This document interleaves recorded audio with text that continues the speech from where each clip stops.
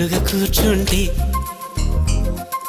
పుత్తడి బొమ్మగా నిన్ను దిద్ది దిష్టే తీయనా పిల్లాడల్లి అల్లరిగా పరుగులు